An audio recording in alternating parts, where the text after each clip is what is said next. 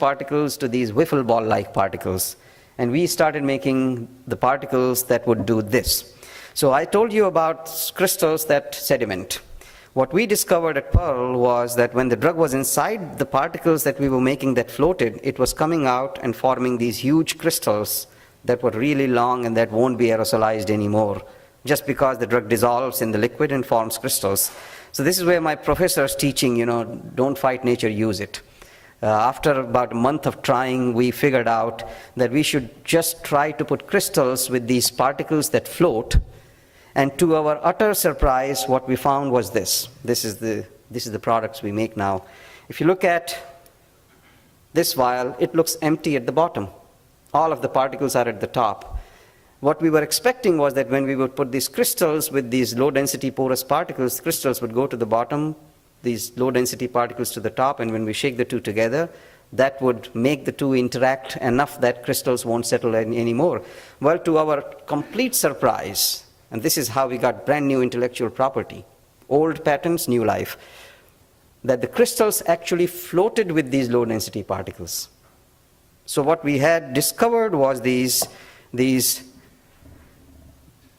dandelion-like structures, low-density environment umbrella that floats high-density seed, and it goes everywhere, another mimicry of nature. All right, that's what we discovered. Another way I describe this is, who says pharma industry doesn't have a cloud technology? We do. All right, it's right here. All the particles and all the drug crystals are floating in the cloud. And what this does is, just by the act of lifting, you can form magnificent uniform suspensions.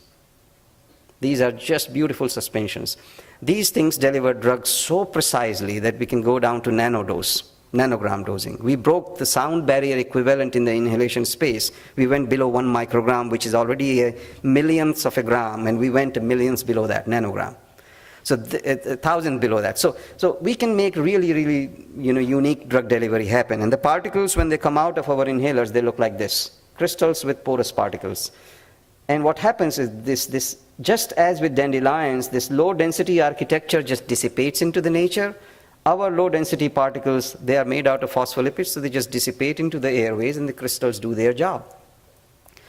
The other benefit of this is that we can put a second drug, and that interacts with these porous particles independent of the first one, so there is no drug-drug interaction inside the formulation. So now you can deliver 2 or 3 drugs from one inhaler as if they are being delivered from 2 or 3 different inhalers. That's exactly what in clinical practice you're trying to substitute when you make combinations.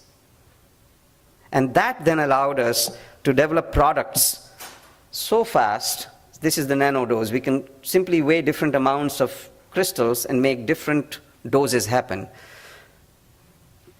That with this old inhaler, we can go so fast that with this old inhaler technology, we can make these brand new products with small amount of investment that goes simply into making these special particles. Our commercial plant for these particles is going to be a single particle generator is going to be sitting on a space that's about twice the size of this stage. And that's enough to make 5 million inhalers per year.